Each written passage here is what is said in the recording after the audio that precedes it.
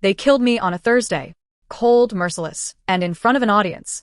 I stood in the center of a warehouse reeking of blood and oil, hands bound, knees scraped from being dragged across concrete. I wasn't crying. I wasn't begging. I looked Silas Varelli dead in the eye. He used to call me his shadow, his most loyal recruit. Now he wouldn't even say my name. You should have kept your mouth shut, he said, like I hadn't already swallowed 100 secrets for him. One gunshot. One searing flash. And then it was over. My first life wasn't glamorous. It wasn't tragic, either. Just quiet. Forgotten. I grew up in the kind of neighborhood people only entered by mistake. Cracked pavement. Broken lights. Doors that stayed locked even during the day. My mother worked 3 jobs and still came home with bruises under her eyes. She never talked about the things she saw. She just held me close and told me to run if anyone ever came for me. She didn't get the chance to say goodbye. When she died, I was 13. They called it an overdose. That was a lie. But I didn't have power back then, just questions no one wanted to answer. I bounced between shelters and halfway homes until I aged out. No money. No future. Just a sharp tongue and fists that knew how to swing. Then the Varellis found me. It started with a man named Marcus. Mid-level recruiter. He offered me food. A warm place to sleep. A chance. I didn't trust him, but I was hungry enough to take the risk. He brought me to one of their safe houses. Taught me how to pick locks, lie without blinking, shoot without thinking. They trained us like soldiers. And I trained harder than anyone. I wasn't the fastest or the strongest, but I learned how to blend in. How to be invisible. How to follow orders without emotion. I was 16 when I killed my first man. They said it was necessary. That he'd sold us out. I don't even remember his name. Only the way my hands shook afterward. Silas Varelli was the one who pulled me aside after the mission. You did what you had to do, he said. That was the first time he smiled at me. Like I was something useful. That's all I ever was to them. Useful. They gave me a name, a rank, a role. I became the courier for things too valuable to be traced. Weapons. Blackmail. Secrets. Sometimes people. The deeper I went, the more I started to believe I was part of something bigger. That I belonged. But there were rules I didn't know I was breaking. I started asking questions. Not loudly. Just enough to draw attention. Why were certain people disappearing? Why were we wiping out assets that hadn't failed us? Why did the ledgers never match? Silas noticed. And suddenly, I was no longer invited to the inner circle. I was sent on riskier jobs. Put in positions with no backup. Watched like I was the enemy. That's when I realized I was already marked. They didn't kill me right away. That wasn't their style. They wanted me to feel it first. The isolation. The fear. They pulled back everything they gave me. My access, my protection, my name. I tried to run. Once. Made it as far as the outskirts before I was caught. They brought me back in silence. No threats. Just a bullet chambered behind my ear. It was Silas who did it. No speech. No explanation. Just one last look before the trigger pulled. He didn't hesitate. And just like that, my life was over. No ceremony. No justice. No one left to remember me. Until I opened my eyes again. Same cracked ceiling. Same peeling wallpaper. Same sticky mattress I used to curl up on when I still thought loyalty mattered. I was back. Back in my old apartment. Back in my 19-year-old body. I could still taste blood in my mouth. Still feel the heat of that bullet. But when I looked in the mirror, the girl staring back at me wasn't dead. Not anymore. I paced the floor until my knees gave out. My heart was thudding in my chest. It wasn't a dream. I remembered everything. The years I spent climbing the ranks of the Varelli Syndicate. Every mission. Every lie. Every time I turned my back on someone else's scream to prove myself. And I remembered the moment I became too useful to kill and too dangerous to keep.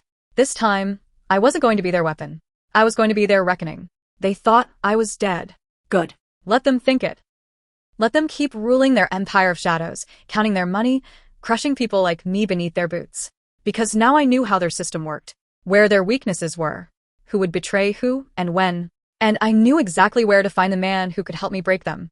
In my first life, Ronan Kale was untouchable. He didn't belong to any syndicate, didn't answer to any name but his own.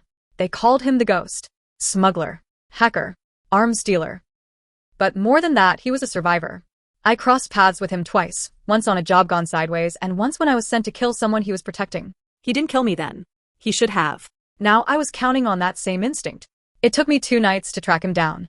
The underground fight ring hadn't changed. Same thundering bass, same stench of blood and sweat, same flashing lights designed to distract you from the fact that everything down there was illegal. He was leaning against a pillar like he owned the place, dressed in black, watching two men beat each other senseless in the cage. Ronan, I said. He didn't look at me at first. Just said, I'm not selling anything tonight. I'm not buying. That made him turn. His eyes scanned me quickly, cold, calculating. Do I know you? Not yet, I said. But you will. He studied me like I was a riddle. I knew I looked different. Less broken. Less angry. Younger than I should be. But still, my voice didn't shake. I know what's coming. The Varelli family is going to burn, and I'm going to light the match. But I need firepower. I need connections. And you hate them almost as much as I do. He raised an eyebrow. What makes you think I care? Because when they go down, they'll take everyone with them. And you've spent your whole life building something they've tried to destroy. I know what you have, and I know what they want. He didn't flinch, but he flicked the cigarette from his fingers and stepped forward. You have exactly 1 minute to convince me you're not insane. I grinned. You don't remember me. But in one version of the future, you watched them kill me and did nothing. This time, you'll be the reason they fail. He stared at me for a long moment. Then, without a word, he walked away. But he didn't tell me not to follow. And that was the first win. Ronan didn't let me speak again until we were 2 levels underground in a soundproof back room that smelled like dust and old metal. He leaned against the far wall, arms crossed, eyes never leaving mine. Talk, he said. I laid it out fast. Names, dates, events that hadn't happened yet, but would. The Varelli family's internal war. The split between the elder brothers. The hit list. My name on it. How they were planning to eliminate anyone who'd seen the dirt beneath their throne. How Silas would be the one to pull the trigger. Ronan didn't react. Not to any of it. Then I told him what they'd done to my mother. That stopped him. She wasn't collateral. She wasn't in the life. Just someone who knew too much. Too early. They framed her. Left her to rot. I was only 13. I thought it was suicide. It wasn't. He didn't ask how I knew. He just said, you want revenge, and you need me to make it happen. I want justice, I said. Revenge is just the appetizer. He didn't smile. Ronan Kale never smiled. But he nodded once, slowly. I'll help you. But not for free. I tensed. He noticed. Relax, he said. I don't want your money. Then what? He walked over and opened a metal drawer, pulling out a file thick with dust and secrets. You're not the only one with a score to settle, he said. Varelli has something that belongs to me, and you're going to help me get it back.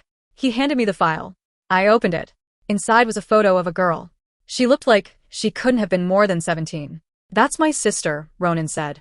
They took her 10 years ago. Said she overdosed. But I know the truth. She was used, passed around like merchandise, then made to disappear. Her name was erased, but I kept digging. And 3 months from now, her name shows up on a list of trafficking victims tied to a Varelli transport unit. I swallowed hard. The rage in his voice wasn't loud. It was deeper than that. Cold. Focused. You want to destroy them from the inside, he said. I want to make sure they stay dead, when you do. We had a deal. He gave me a new identity. Clean records, better clothes, a burner phone, and a name I hadn't heard since before I ever picked up a gun. Adia. Not the name the Varellis used. Not the name they branded me with. My real name. We started small. Backdoor deals. Quiet moves.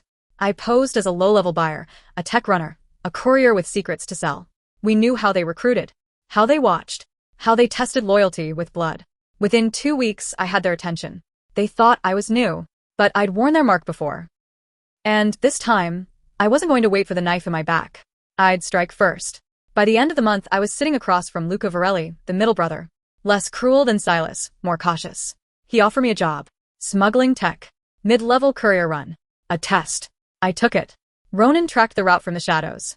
I rerouted the package, copied everything inside, and delivered a flawless fake. They didn't notice. But they would. And by then, it would be too late. Because every move I made was calculated. Every lie was a step forward. And every time I smiled, I thought of the bullet that killed me. And how sweet it would be when I handed it back. The deeper I went, the more familiar it all felt. The coded language. The hushed orders. The way everyone around the Varellis carried tension in their shoulders like it was stitched into their skin. Fear was the currency here. And I knew exactly how much everything cost. They thought I was proving myself. Running errands, moving data, keeping my head down. But every building I walked into, I memorized the exits. Every face I passed, I filed it away. Who flinched? Who lied? Who killed without blinking? I'd seen it before. Lived through it.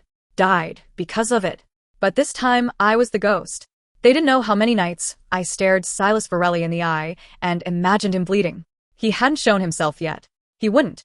Not until he was sure I was useful. That was his pattern. He didn't like getting his hands dirty unless the blood meant something. But I knew it wouldn't be long now.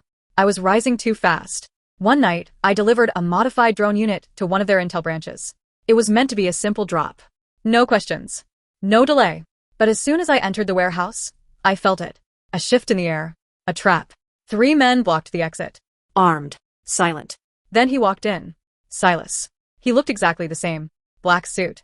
Silver ring. Eyes like sharpened glass. His gaze landed on me, and for one sickening moment, I thought he recognized me. But he didn't. Not this version of me. He circled slowly. You're efficient, he said. Too efficient. Almost like you know how we work. I shrugged. I learned fast. He studied me.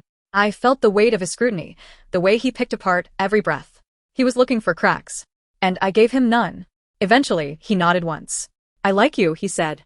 You're smart. Dangerous. That's rare. He motioned to one of the guards. Promote her. And just like that, I was in. I left the warehouse with a new clearance badge and an ache in my jaw from how hard I'd been grinding my teeth. Ronan was waiting outside in the car, engine running. Did he recognize you? He asked. No. But he will. I handed him the badge. We're close. The next step was infiltration. I was moved into a secure communication unit near the Varelli's main compound. It gave me access to movement logs, encrypted schedules, and most importantly, shipment manifests. The same ones they'd used to traffic girls like Ronan's sister. I spent nights alone in the data center, decoding files, copying them onto hidden drives, sending them to Ronan in fragments. One evening, while I was downloading a record chain, I found it. Her name, Amara Kale. She'd been in the system for 9 months. Labeled under a dummy ID. Transferred twice. The last listed location was an offshore vessel tied to a private holding near the border. She was still alive. I sent Ronan everything. The message he sent back was simple. I'm going to bring her home. My fingers shook as I closed the laptop. I should have felt relief. Hope. But all I felt was fire. Because now I had something to lose. And the Varellis had no idea they were seconds away from war. Ronan left that same night. No warning, no plan shared. Just a short message. I'll contact you in 72 hours. I didn't argue. He was the blade. I was the bait. While he hunted in silence, I tightened the noose from within. With my new clearance, I had access to Varelli intel hubs disguised as tech firms. On the surface, we were a logistics company. Behind the scenes, we moved weapons, people, and blackmail across borders. I played the role perfectly. Obedient. Efficient. Invisible. But every move I made was intentional. I rerouted one of their internal audits to flag false accounts, then anonymously leaked the summary to a rival syndicate. I forged a personnel file that placed one of their own as a suspected mole. Within a week, they were tearing themselves apart from the inside. Paranoia spread like wildfire. And all the while, Silas watched. I could feel it, his suspicion growing, but not enough to act. He still thought I could be his asset. He invited me to dinner. A test. It was a rooftop suite guarded by 6 men, lined with glass and silence. He poured wine like we were old friends. You've been impressive, he said. Loyal. Sharp. A little too sharp. I smiled, sipped, waited. Tell me, he continued. What is it you want? I gave the answer he expected. Power. Protection. Purpose. He nodded. But there was something behind his eyes. A twitch of doubt. He leaned closer. You remind me of someone, he said. A girl we used to trust. Until she betrayed us. What happened to her? He smiled. We removed the problem. The rage that surged through me nearly cracked my teeth. But I kept my expression steady. Good, I said. Loyalty is everything. He clinked his glass to mine. Agreed. When I left that night, I knew my time was running out. Silas didn't know who I was, not yet. But the mask was thinning. I'd climbed too high, too fast. One wrong move, and he'd start digging. Ronan messaged me after 75 hours. Got her. She's alive. Weak but fighting. He sent a photo. Her face was bruised, but her eyes were clear. I didn't cry. I couldn't. But something cracked in my chest. We did it. He was bringing her to a safe house outside the city. I told him to stay hidden. They'll be watching the borders. And they were. The Varellis had already traced one of their smuggling routes as compromised. They blamed a rat. Executed 2 of their own. Silas called a lockdown. Everyone's movements were monitored. Devices wiped. Even breathing felt dangerous. I had one more move to make. Their internal server was located beneath a nightclub they used as a front, the Ember Room. I volunteered for a security sweep. At midnight, I accessed the hardline and pulled everything: contact lists, payment chains, surveillance records. Proof. Enough to burn them to ash. But I wasn't fast enough. As I pulled the final file, I heard it. The voice. You really thought you could fool me twice? Silas. He stood at the door, gun in hand, eyes calm. I turned slowly. You knew? He stepped forward. Not until tonight. But I never forget a face I've killed. He raised the gun. And then someone else pulled the trigger. Not him. Ronan. Smoke rose from the far side of the room, and Silas collapsed in a heap. You were late, I said. I told you I'd come back, he replied. And I believed him. The moment Silas hit the ground, everything shifted. We didn't have time to breathe, let alone celebrate. Ronan grabbed the drive from my hands and tossed me a burner. You're going dark, he said. Now. We moved through the underground corridor beneath the Ember Room, bypassing the club's heat sensors. I'd studied every blueprint, every emergency route. I didn't expect to use them like this, with blood still wet on the floor and a war about to start above us. Outside, the city lights looked different. Colder. Louder. I kept my head down as we weaved through alleyways and vanished into the safe zone Ronan had prepared, an old observatory on the outskirts of the city. Inside, Amara was waiting. Wrapped in blankets, silent, but awake. Her eyes met mine as Ronan helped me strip off my bloodied jacket. She reached out, touched my wrist, and whispered, "Thank you." I didn't know what to say. The girl who'd been buried by the world was still here, still breathing. And so was I. That night, we decrypted the drive. It had everything. The Varelli's full financial chain.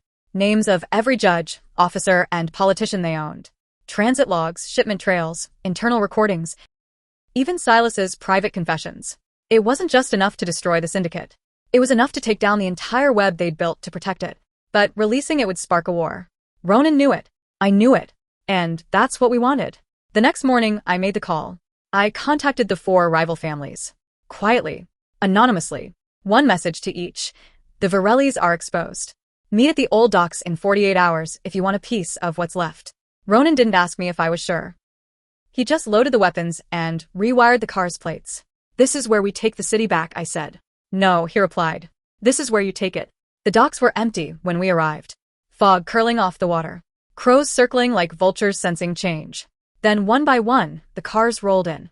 The heads of the rival factions stepped out. They expected a man. A broker. A threat. Instead, they got me. One woman. Dressed in black. With evidence. With leverage. With blood still on her hands and fire still in her eyes. I laid it all out. You don't need to like me. You just need to understand what happens if you don't listen. The Varellis are broken. Leaderless. Scattered. And I have every secret they've ever tried to hide. I tossed a file at their feet. You can fight me. Or you can make a deal. And what do you want? One of them asked. I want control. A long pause. Then a slow clap. One by one, they nodded. And just like that, I had what the Varellis had built through decades of bloodshed. Their empire. Mine now. The next days moved fast. We burned the houses that held their records. Leaked just enough to bury their allies. Secured loyalty through favors and fear. I stood at the center of it all, calm, collected, and colder than I'd ever been. Then came the funeral. Silas's body was found in a river, stripped of name and power. The Syndicate mourned him with silence and indifference. No one cried. No one asked questions. Because by then they had a new name to whisper. Mine. Months passed. The city changed. Or maybe I did. The Varelli name disappeared from street corners and courtroom whispers. No more tributes. No more executions in dark warehouses. Their legacy erased, systematically, ruthlessly, completely. What replaced it wasn't cleaner. It wasn't kinder. But it was mine. I rebuilt the empire from the ashes with new rules. No children. No trafficking. No blood without cause. I didn't need to be loved. I just needed to be feared enough to keep order and respected enough to be obeyed. Ronan stood by my side through every meeting, every quiet threat, every backdoor deal. He never asked for a title. Never demanded credit. He was my partner, not my shadow. We didn't need declarations. We were bonded by something deeper: revenge, survival, truth. Sometimes I caught him watching me, like he still couldn't believe I made it. Like he was waiting for me to break. But I didn't. Not once. That girl who died in the warehouse never came back. I buried her the moment I walked out with blood on my hands and fire in my chest. One evening, I walked through the upper balcony of my new headquarters. It used to be a Varelli compound. Now it bore my crest. The people inside bowed their heads when I passed. Not out of fear. Out of understanding. I wasn't the same kind of ruler. I didn't need to scream to be heard. Ronan joined me at the edge of the glass. You did it, he said. We did it. He glanced at the skyline. What now? Now, I said, we hold it. We clean what we can. And we make sure no one ever builds what they built again. He was quiet for a while. You still dream about it? The night they killed me? Every time I close my eyes. You regret coming back? I looked at him, really looked. The man who saw me when no one else did. The man who never asked me to be less than I am. No, I said. I just regret dying for people who never deserved me. He nodded once. Then reached into his jacket and pulled out a small silver key. What's that? A gift, he said. A new place. No cameras. No chains. Just space. For when you finally decide this empire doesn't have to be the end of your story. I took it, fingers curling tight around the metal. I didn't know if I was ready to leave it behind. Maybe I never would be. But it meant something, that he saw a future for me that wasn't soaked in blood. Later that night, I stood alone in the war room. My reflection stared back from a wall of black glass. Not the scared girl from the alley. Not the soldier they used. Not the body they left behind. A queen made of scars and vengeance. And for the first time since I woke up in that filthy apartment, I let myself smile. Because I wasn't just alive. I had won.